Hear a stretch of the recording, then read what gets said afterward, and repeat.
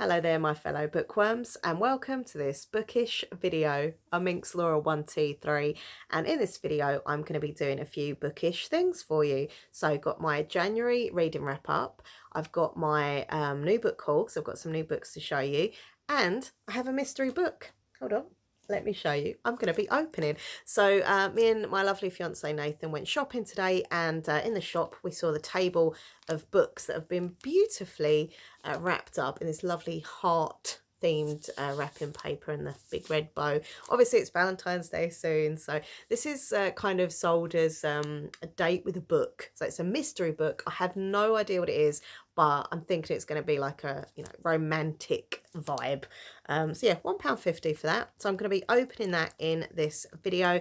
So yeah, let's get started. Sorry about the grainy light in here. I do apologise, but it is what it is. Anyhow, so I have my phone here. I'm going to be just reading from this. I've got my Goodreads open. So yeah, we're going to start with the January reading wrap up. I'm really disappointed, actually. The books that I read in January, there were a few that I did enjoy, but a lot that I didn't. And also a few that I DNF'd really early, so I didn't even bother putting them on because I was like, nah. So quite disappointing month, apart from a few kind of standouts that I really did like. So should we get started? Let me know what books you read in January as well, and of course what you're reading right now. I want to know everything. Leave me a bookish comment. So the first book I read in January was called The People Before by Charlotte Northedge. I hadn't heard of this book anywhere. I was just shopping in Waterstones one day, as you do as a bookworm, and I just saw it and I was like, oh, that looks a creepy cover. It was like this creepy house on the cover. I don't know if you can see that very well. There you go. But it was a really creepy looking book, and I was like, oh, that sounds really scary. And yeah, it just wasn't scary. I bought it because I thought it was going to be like a thriller with a real kind of creepy atmospheric vibe, but it just wasn't. It just wasn't scary at all. It was more kind of family secrets thriller kind of thing. And I did find it really, really predictable, which annoys me with thrillers when I find them predictable. I like to be shocked. I don't want to guess what's going to happen. So it says, what if your dream house become your worst nightmare? Jess and her husband need a new start, so when the chance to buy a rambling old house in the Suffolk countryside comes up, they leap at it. But not everyone in Suffolk is welcoming. The locals know a secret about the Maple House, and soon Jess realises that they've made a huge mistake. Something bad happened in that house, something nobody wants to talk about. I don't know. I mean, as I say, I give it a 3-star. It wasn't like awful, but it just wasn't what I thought it was going to be. And it kind of proves that you shouldn't judge a book by its cover, because I did think it was going to be super scary, and it just wasn't. I was like every chapter like waiting for the scary thing, and it just didn't happen. All right, so the next book I read, I did actually enjoy it. It was by Adibar Jagradar, and it's called A Million to One. This is a YA. Now this cover here, if you can kind of see it, sorry, I'm only like holding my phone up to the but this is a lot nicer. This covers the American cover of the book. Obviously, being in the UK, I got the UK cover. Wasn't as nice as this one, and I find that a lot, actually, that American covers of books are so much better than the English ones. But anyway, but yeah, A Million to One, I really enjoyed this one. I give it a 5 stars, which is, a good rating. Oh, I'm just reading my little review here. I'll put, this book is amazing. Love the girls, love the excitement, the drama. It was very emotional in places. Yeah, I got really emotional in this book, actually. Really good, 5 stars. So yeah, I honestly loved this book. It was very, very good. It's about these girls. It's set on the Titanic as well, which is like, I don't know why, but I really love anything to do, like, I find it interesting, things to do with the Titanic. It says here, Titanic and Ocean's 8 makeover in a heist for a treasure aboard the infamous ship that sank in the Atlantic many years ago. So you've got these girls. There's a thief, an artist, an acrobat, and an actress. I loved all the characters in different ways. I thought they were really good individually, and I thought they were really good together as like a team. There's a bit of romance as well, which was nice. So it says, a thief, an artist, an acrobat, an actress. While Josepha, Emile, Hina and Violet seemingly don't have anything in common, they're united in one goal: stealing the Rubaiyat, a jewel-encrusted book aboard the RMS Titanic that just might be the golden ticket to solving their problems. But careless mistakes, old grudges and new romance threaten to jeopardise everything that they've worked for and put them in incredible danger when tragedy strikes. While the odds of pulling off the heist are slim, the odds of survival are even slimmer. So you got the heist, you've got the girls, you've got the romance, you've got the friendship, you've got all their own backstories. Like, it's just brilliant. It's exciting. It's emotional. I did have a little cry. I'm not going to lie. Really, really love this book. Yeah, 5-star for that. So it's called A Million to One. Next book I read was Gilded by Marissa Mayer. I've wanted to read this book for so long, and I was in the library. I saw it, I grabbed it, and they had number 2 as well. So I got, you know, both the books to read. I don't know. So this is a duology. I really love number 1, but number 2 I just didn't like at all, and I ended up DNFing and just kind of skipping to the end to see what happened, which was really disappointing. And I don't like that in either duologies or series, when one of the books, you know, or a few of the books are really good and the others are like, bit of a letdown. But anyhow, so this is like a reimagining, retelling. Hold on. So I'm just going to make this quick, so otherwise I'm going to be here for like hours. So it's, yeah, a retelling of Rumpelstiltskin. And, you know, I don't know. I'm really like hit and miss when it comes to retellings, like reimaginings. I like the newer kind of way that they bring a story, you know, around again in a different way. But I kind of like the older version better, and I don't know. But look, this was good. I really enjoyed it. Didn't like the second one. The second one was called Cursed, so I just wasn't keen on that at all. I don't know. Yeah, just sad that I didn't like both of them. But yeah, I did give Gilded 5 stars, but Cursed I only give 2, and that was being generous because I really didn't enjoy that. Another book I read in January was called The Midnight Game, and that was by Cynthia Murphy, and that is a thriller, YA thriller. Yeah, really like this one. This was good. Rules of the Midnight Game: do not turn on the lights, do not go to sleep, do not leave the building. When a group who have met on a creepy Deadit, instead of Reddit, it was called Deadit thread, decide to meet in real life, they only have one plan in mind. They are going to summon the Midnight Man, and once you start the Midnight Game, you must finish it. There's no other way out. 6 strangers, 1 night, but how many survivors? Yeah, this was really exciting. This was fun. It was gripping. I give it a 4 stars. I didn't give it 5 stars because I didn't particularly like any of the characters. Maybe that's a bit shallow, but that's how I need to kind of connect in some level to a character, or at least be interested in them and care about them a bit. But I didn't really like any of these characters. They were quite kind of generic characters. But yeah, look, it was a bit creepy. It was a bit like some of the games that they were talking about, and I like the fact that they did this kind of Reddit vibe, and you know, the format was wrote in, you know, like discussion boards and things like that, and threads. So yeah, it was cool. It was good. It was creepy. So next up, I read a non-fiction. I really want to read more non-fictions this year. I read, you know, here and there now and again last year, a few non-fictions, but this year I wanted it that, you know, at least every couple of months that I do read a non-fiction book. So I actually borrowed this from my lovely Nathan. He had it upstairs in his book collection, and I was like, look, because Nathan does read fiction, but he reads a lot of non-fiction as well. So I found this one in his collection. It's called Ghosts and the Paranormal. It's by Igloo Books. There's no actual author, it just says Igloo Books.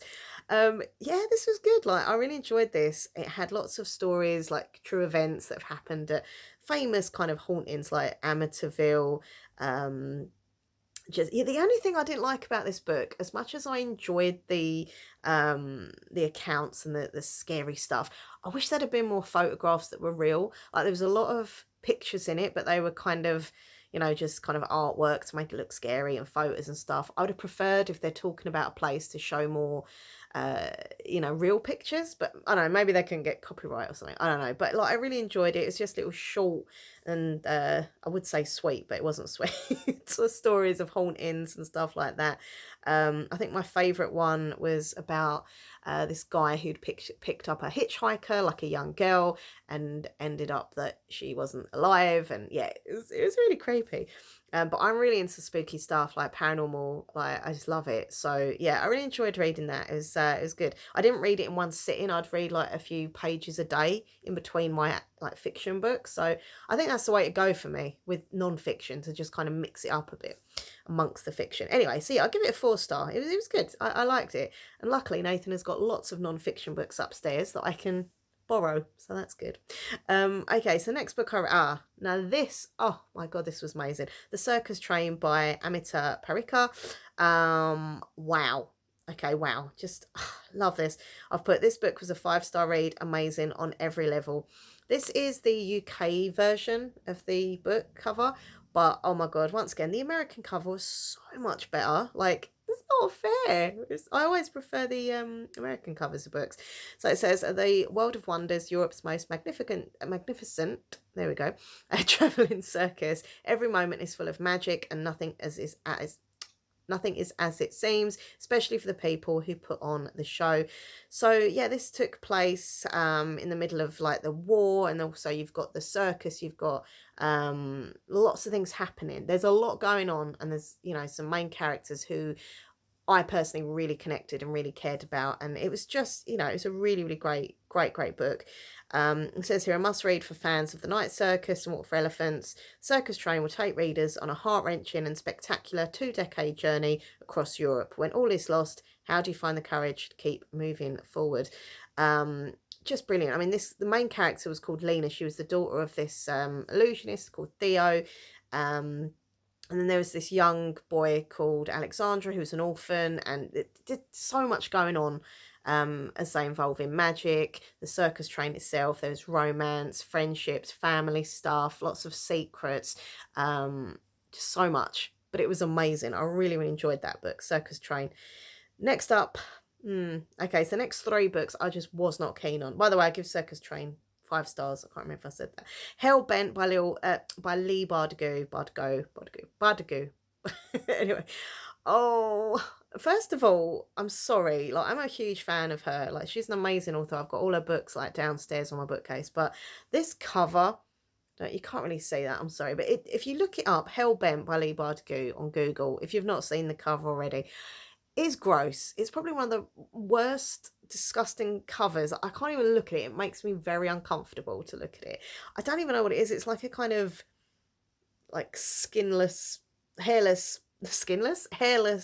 bunny or rat, or I don't even know what it is. It's just really freaky. I can't even look at it. So this is Alex Stern #2, and I absolutely loved Ninth House. I thought Ninth House was amazing. So I was so excited for this book. I just really didn't like it. I wasn't getting into it. I didn't feel connected with the main character. It'd been so long since I'd read the first one that I kind of had to try and remember what had gone on. But even then, when I'd had like a little recap, I still couldn't get into the story of this one. I didn't like the character as much. I just got lost with it. I just wasn't enjoying it. And it's quite a big book as well. So I was like, if I'm not feeling it, I'm just not going to get through it. So yeah, and that cover, I know it's silly, but I just couldn't bear it. The cover was so vile and disgusting. But anyhow, but yeah, I just didn't enjoy the story. I DNF'd it. So 2 stars. That was quite generous, actually, 2 stars, really. Another book I didn't like was The Stolen Heir by Holly Black. Once again, another author who I really normally always like. I love Holly Black books, you know. I love Lee Bardugo, but I just did not like The Stolen Heir. Yeah, I mean, it is a duology. There's going to be another one called The Prisoner's Throne, but like, I'm not gonna get that. I just didn't enjoy it. Elfheim #4. Yeah, I mean, I don't know. I've loved her other books. I just didn't like that one. I didn't really find the same chemistry between the 2 characters. Runaway Queen, A Reluctant Prince, a quest they must destroy, a quest that may destroy them both. I just didn't really care. Like, I wasn't really interested in either of them, and I just didn't like their chemistry. I just didn't feel the chemistry. I was just getting bored. So yeah, I DNF that one as well. So 2 stars for that. And another one that I didn't like was The Cloisters by Katie Hayes. I really wanted to like this one. This one I think was the tarot card one, wasn't it? It's really difficult to remember all these books because I read so much and stuff. But yeah, that was it. This girl, she was called Anne Stilwell. She arrives in New York City. She expects to spend her summer working at a museum of art. Instead, she finds herself assigned to the Cloisters, a Gothic museum and garden renowned for its medieval art collection. I mean, it sounded really interesting, very kind of dark academia, which I do like, but sometimes I find it goes over my head a bit, all that dark academia stuff. There were tarot cards, I just got lost. I didn't know what was going on. I was getting very confused. I didn't really like any of the characters, so I DNF'd it. So Next one I read was okay. I give this book a 3 stars by Grady Hendrix called How to Sell a Haunted House. Another one where we have different covers, UK and US, but I liked the English cover better, I think. But they're both cool covers. Anyhow, yeah, I've read a few Grady Hendrix books, and like it's really hit and miss with him. Some I've really, really enjoyed. Some I've been like, I like the fact that he's different. I like the fact that he's quirky. I like the books being a bit scary, but also quite funny and a bit, dark humor. So yeah, it was, I liked it. This was a weird one though. So it says here Grady Hendrix takes on the haunted house in a thrilling new novel that explores the way your past and your family can haunt you like nothing else. So Louise finds out her parents have died. She dreads going home. She doesn't want to leave her daughter with her ex to fly to Charleston. She doesn't want to deal with her family home, stuffed to the rafters with remnants of her father's academic career and her mother's lifelong obsession with puppets and dolls. She doesn't want to learn how to live without the two people who knew and loved her best in the world. Most of all, she doesn't want to deal with her brother Mark, who never left their hometown, gets fired from one job after another, and resents her success. Unfortunately, she needs his help to get the house ready for sale because it would take more than some new paint on the walls and clearing out a lifetime of memories to get this place on the market. But some houses don't want to be sold, and their home has other plans for them. I mean, I don't know why, but like this was just weirding me out. Like all the puppets, the dolls. I love dolls. I collect dolls, teddy bears. I'm a big kid. But the puppet in this book was just and the dolls, and like it was a bit much. So if you're not into like haunted dolls and stuff and puppets, and it might not be the book for you. But it was all right. It was entertaining, but just a bit silly but entertaining. 3 stars. I think that was quite a good score for it. The next book I read was called Ghoster by Jason Arnott. There is the cover there. This was really cool, actually. I give this a 4 star. I shouldn't really give it 4.5. We'll say 4.5. I did really enjoy it. I love the fact that the cover looked like this like cracked screen of a phone and stuff.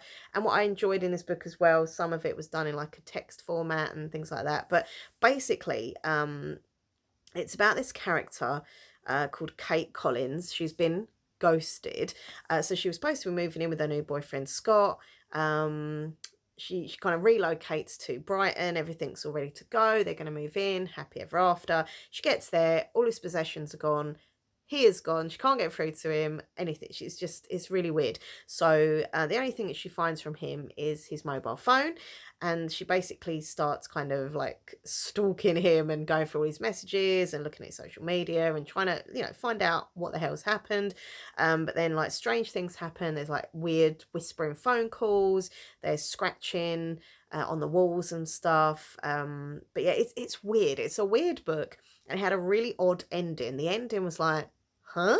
But I kind of like the fact that it was an odd twist because it shocked and surprised me, which is what I want from a book. So yeah, very creepy at times, but also there was a nice little bit of dark humour in there as well. I really like the characters and stuff. So yeah, I give that a 4.5 stars. All right, next up, I got Highly Suspicious and Unfairly Cute by Taylor Hibbert. I know this author's super popular. Like I always hear about her on BookTube and see her on Bookstagram and BookTok, etc. So I really wanted to check out something from her, but just didn't like it at all. What was her books? Hold on, I can't remember. Oh, Get a Life, Chloe Brown. She does that series, which everyone raves about. I've not read it. And to be fair, after reading this, I probably wouldn't want to read it. I don't know. So yeah, Highly Suspicious, Unfairly Cute. It was so predictable. It was a romance. They, the enemies to lovers trope. They didn't get on. Their families kind of get on, but these two characters don't. They're very different. But then they're back together again, and they do get on. And it's just so predictable. I did like the fact that Celine, who's one of the main characters, she's into like conspiracies and UFOs and stuff. But I just found everything so predictable and annoying that I DNF'd it. The next book I read was A Dark Inheritance by H.F. Asquith. This was really cool cover. Like I keep saying about the covers, sorry, but I like a good book cover. What can I say? Yeah, I don't know. I really like the idea of it, and it started off so well. Like I was reading it, and I said to Nathan, "Wow, like this book is so good." It's a YA, but it just felt older. I don't know, like I really loved it at first, and then it just went whoop, just downwards. Like I just didn't enjoy it after that, and I just DNF'd it. So it says here it's kind of a cross between the Inheritance games, which I haven't read yet. I really would like to read that series at some point, and The Great Gatsby, which I don't like. The Great Gatsby, I'm sorry. So basically, yeah, this boy called Felix, it says, once I had 4 brothers, 3 of them are dead, I am next. And basically his brothers had been like in a horrible situation when they died, horrible deaths, and he's basically going to be the next one to kind of get the inheritance, and he's worrying that he's going to die, and it was just really bizarre. I don't really know what happened. It said here, Felix doesn't care about money or himself, but do you know what? I don't even know. I don't know. So I did DNF it. I was really confused. But the beginning, I really liked it. I don't know what happened. It just went weird. Next book I listened to, actually, on Audible. Audible? Am I saying it correct now? I get told off that I don't say it properly, because apparently I used to say audible, but it's audible. Audible. Anyway, Audible, yeah. So I was listening to Prince Harry's Spare. I was putting on social media that I was listening to it, and oh my god, like some of the comments are really harsh, but anyway, I don't listen to anyone. If I want to read or listen to something, I will. But I don't know. I've given it a 2-star because there were elements of it at the beginning that I was, the weirdest thing for me was listening to Prince Harry doing the book. Like, it literally felt like I was in a room having a cup of tea with Prince Harry, and he was just like telling me his like life story. So I like that aspect of it.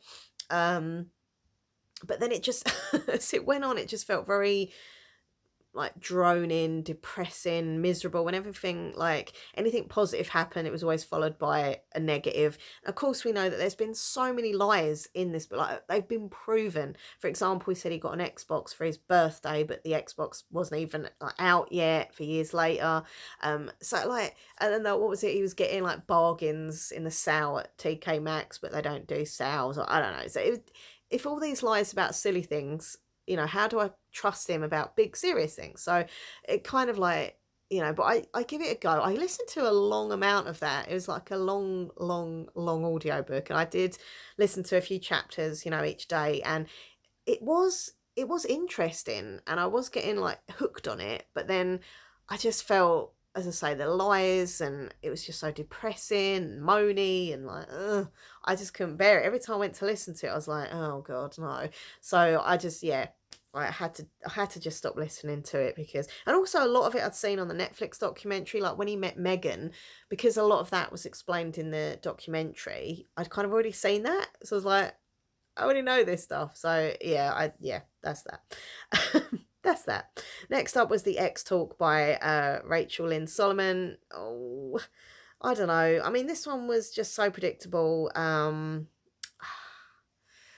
don't know what it is. I do like romance, don't get me wrong, but I just want ones that are not so predictable. It's so obvious that I can literally know what was going to happen the next chapter and the next chapter, and I find that really irritating. But this one was called The X Talk, and it was basically about these 2 characters, Dominique and Shay. Now, Shay was the main female character, and I did like the fact that this was set in a radio station. When I was at college, in my youth, I studied media studies, and I was the radio DJ and all that. So I kind of like the fact that they were talking about radio. And she basically starts a kind of like a podcast kind of show with this guy, and they've got to make out their exes, and then they kind of fall for each other, which was really obvious. But they don't like each other, but then they do. And I just couldn't. I just skipped to the end, and I was like, I just want to know what happened, and that's that. But I did like the fact there was Jewish rep, which is good, because she was Jewish. But yeah, I just found the book really boring and predictable, and it's just meh. Okay, so, and the sorry, I made a mistake. I'm reading my February books. Oopsie. Sorry. So, okay, officially, the last book I read in January was Spare by Prince Harry. The X Talk was my first book of February, which is this month. So I'll avoid that. I won't say anymore. But there we go. So they were the books. The book of the month for January was, oh my, okay. Well, I really love the Circus Train. I thought that was amazing, and I really loved Million to One as well. But I will have to say the Circus Train, because that was just so beautiful and so touching and emotional and magical and dramatic and just so much going on. And I really liked the characters, and hoped they'd be okay, and got invested in that book. So yeah, The Circus Train by Amita Parikar is my favourite book of the month of January. Whew, okay. Right, so I'm going to do a quick book haul for you now. I'm not going to go into each book like in loads of detail, because I don't want this video to be a long video. But yeah, quickly I'll just show you some new books, and I'll quickly tell you actually the book that I just finished reading, even though I said I wouldn't talk about any more books in February. But anyway, I literally finished reading it last night, but it was the new book from Louise Candlish called The Only Suspect. I don't know if it's because I've read so many Louise Candlish books, I know what signs to look out for, the twists, the turns, when they're going to happen. But I did predict a few of the twists. There was like one that I didn't see coming, but apart from that, very predictable. But all the same, a really, really good thriller, really good twists, and if you're not used to her writing style, or maybe if you don't read as many thrillers as I do, you would be genuinely shocked by these thrillers, by these twists and stuff. But like, I just found it, yeah, parts were predictable. But yeah, it's called The Only Suspect, and yeah, it was an old like murder case, and it's sort of set in the past and in the future, current, and I don't know. I just found it a little bit predictable. Anyhow, my current book I'm reading is by Laura Purcell. So yeah, this is part of the new book haul. It's Laura Purcell's The Whispering Muse. I've managed to get the signed edition, woohoo, from Waterstones. Beautiful cover, and under the dust jacket, it is a lovely bright red. Yeah, I'm really enjoying it so far. I'm on page 34, so I'm not like loads into it, but I do want to do some reading in the evening tonight, so hopefully I'll get some good chapters done. This is set in a theatre in London called the Mercury Theatre. One of the main actresses has like there's rumours that she's got like a curse about her and stuff, and there's some like Greek mythology in it. I don't really know much about Greek mythology, so it is what it is, but I love Laura Purcell's writing style. She just writes so majestic and so like beautifully. I love the way her words just flow, and her characters. My favorite book from this author has to be The Silent Companion, so if you've not read that, check it out. But yeah, this one, as I say, it's set in the theatre. This girl called Jenny, who's quite poor and kind of looking out for her family, gets the job of working at the theatre to kind of spy and befriend this actress who's supposed to have this curse on her. But yeah, like it's really cool. It's good. It says, beware of the muse and what she offers you, dripping in atmosphere, gloriously gothic. I love the cover as well. How many times have I said that this video? Sorry, I love the cover. But yeah, that is my current read, and of course a new book. So also I've got the new one from Rainbow Rowell, Scattered Showers. This is the a collection of short stories with an LGBTQI plus theme, and it's really odd because everything's typed, you know what I mean, in like a purple font. I've not seen that colour before, so I hope it's going to be clear to read. It looks alright. But look, there's a big rainbow there. I really enjoy Rainbow Rowell, like I really do. So yeah, you got the red sprayed edges. Love the cover with a rainbow and the rainbow inside. So there's actually a list of the stories in here. So we've got Midnights, Kindred Spirits, Winter Songs for Summer, The Snowball, If the Fates Allow, The Prince and the Troll, Mixed Messages, Snow for Christmas, and In Waiting. And what I love as well is there's all this beautiful artwork in between each story. So yeah, I'm really happy that I now have that. I really like Rainbow Rowell books. Also, I have this one here, which is The Davenports by Crystal Marquis. I've wanted to read this book since I first ever saw it a few months ago on Bookstagram. So if you go on Instagram, hashtag Bookstagram, you'll see lots of bookish, information and book pictures and all that. And I first saw that on there. I was like, wow, that cover is gorgeous. I read about it. I thought it sounded my cup of tea. It says here, they seem to have it all, but can they find a destiny that is all their own? Wealth, luxury, truth, and love. So apparently it's based on a real life story of the C.R. Patterson dynasty. It says for fans of Bridgerton and the Gilded Age. But yeah, I think this sounds really, really good. I'm interested to find out more about this family, especially the girls in it and what they get up to and stuff. So yeah, that is the Davenports. Also, this one is called Promise Boys by Nick Brooks. It's only quite a slim read, so I don't think that'll take me too long to read. This is the Waterstones exclusive edition, so we have the lovely red and white striped sprayed edges there, and I'm really loving the silver and red. It says perfection, excellence, discipline and murder. We are the young men of Urban Promise Prep. We are the future. Thrilling, captivating and blade sharp. So it says that the Urban Promise Prep School vows to turn boys into men. As students JB, Ramon and Trey are forced to follow the prestigious program's strict rules. Extreme discipline, they've been told, is what it takes to be college bound, to avoid the fates of many men in their neighbourhoods. This, the principal Moore method, supposedly saves lives. Sorry. But when Moore ends up murdered and the police... Sorry. Sorry, let me start that again. When Moore ends up murdered and the police come sniffing around, the trio emerges as the case's prime suspects. With all three maintaining their innocence, they must band together to track down the real killer before they are arrested. But is the true culprit hiding among them? So I hope it's not one of them. I hope it is someone else. But yeah, a little, as I say, quick read there with a bit of a thriller vibe going on at this school. And yeah, so that sounds good. Very excited about this one here. Yes, I have the new book from Cassandra Clare, the one that only. This is Chain of Thorns, The Last Hours, book 3. Look at all these books here in the Shadowhunters collection. I've read every single one of them. Like, I'm a huge fan of Cassandra Clare. I'd probably go out there and say she's my favourite author of all time. I'd have to say that. More Instruments, Shadowhunters, like I love the world, I love the stories, I love the characters. This is a big chunky book. And there's some really lovely artwork in here as well, which is really cool. So I can't wait to read this. Like, oh, I love anything to do with Mortal Instruments. So yeah, I'm really happy about that. Can't tell you too much about it, obviously, because it is the continuation of a series. But if you're a fan, you know. But yeah, Chain of Thorns. I finally have it. And this is the collector's first edition. Yes, I did just kiss a book and I liked it. All right, next up, I want to show you this one here, which is by Jason Arnott, who wrote Ghoster, which I mentioned before. And it's called The Last Days of Jack Sparks. This is supposed to be really freaky, really scary, horror. Because I like Ghoster, I wanted to kind of see what this author had done. And this one was apparently really hyped up. Like, people are raving about this book.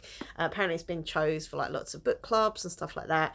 When it come out. I think it's been out a few years. It says Jack Sparks died while writing this book. It was no secret that journalist Jack Sparks had been researching the occult for his new book. No stranger to controversy, he had already triggered a furious Twitter storm by mocking an exorcism that he witnessed. Then there was that video, 40 seconds of chilling footage that Jack repeatedly claimed was not of his making, yet was posted from his own YouTube account. Nobody knew what happened to Jack in the days that followed until now. It says here it's the omen for the social media age. Oh, God.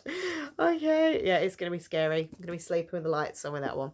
But yeah, I really like a bit of horror. I've really got into my horror. Like, I don't know. Like, I've always liked horror, like, since I was young. But, like, I really am embracing anything scary. Now, I can't remember if I showed this in my last video or not. That I did a Bookish video. The Toll House by Carly Regan. I love the spooky candle on the front. Yeah, this is a good old-fashioned ghost story, and I think there's like a death mask as well that's found in the walls, and something has been awoken, now it won't rest. A house with history.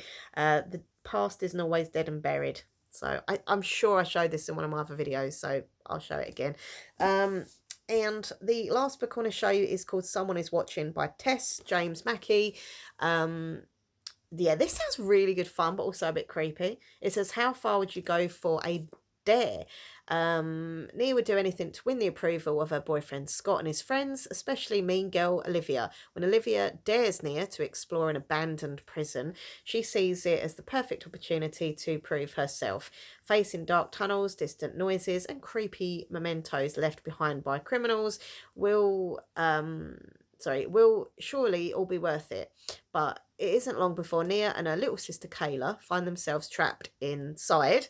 And then Kayla vanishes. Suddenly, this feels like more than a game gone wrong. Someone is hell-bent on making Nia and Kayla the prison's last ever inmates.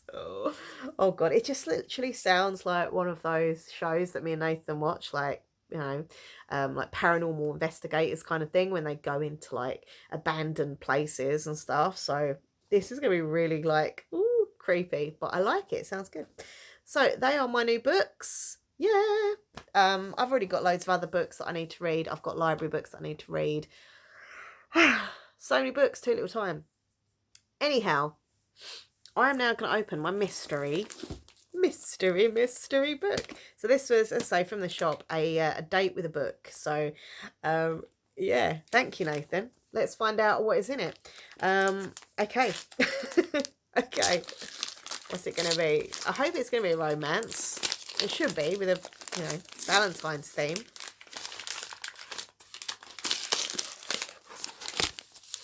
Let's find out together. Oh, it's upside down. Oh, okay. There we go. So it's Jojo Moyes After You, which is the sequel to Me Before You. I've not read Me Before You, but I have heard of this book, and I have heard of the other book as well. So yeah, I don't know. So there we go. That is my mystery book. I can't sound particularly like overjoyed excited because I've not read Me Before You, but maybe if I ever see Me Before You in a charity shop, I could get it, and then I'll have number 2 to read. I don't know. But that is the mystery book opened up. Anyhow, so before I go quickly, I'm just going to say that my current read, as I say, is this one here, The Whisperer Muse by Laura Purcell. But I'm also listening to Erin Morgenstern's The Night Circus on my audiobook. The Night Circus is my obsession. It's my favourite book of all time, and I've read it twice, and I wanted to reread it this year. But then I thought, do you know what I want to do? Try something out. Instead of rereading it like a physical copy, I wanted to listen to the audiobook of it. And the actor doing it is called Jim, I think his name's Jim Dow. Anyway, anyway, this guy is a famous actor from the United Kingdom, and he was in like loads of like the Carry On films. When I was young, I used to watch Carry On films all the time. Carry On Matron was my favourite. But yeah, he's got such a beautiful speaking voice, and he reads out The Night Circus so well. Like, he's just such an amazing voice actor, and the wording and the characters' voices, he puts real kind of emotion into them and accents, and it just, yeah, he just describes the words so perfectly that I'm really enjoying it a third time round listening to it. And it is weird because obviously I've only read it on a physical copy, so to hear it, like, it's great. So yeah, The Night Circus once again has entered my world.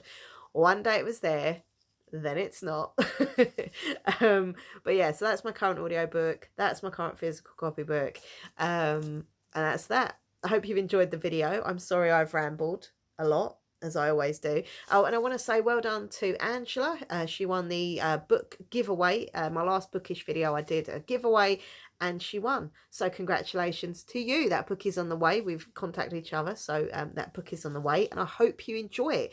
Congratulations, Angela, for being the winner of the contest. Okay, everyone, take care of yourselves. Leave me a comment. Give this video a big thumbs up, and please share the video out on social media and community tabs, and subscribe to my channel. That would be awesome. Don't forget to check out MinxLaura123 ASMR, my other YouTube channel. The link is down below.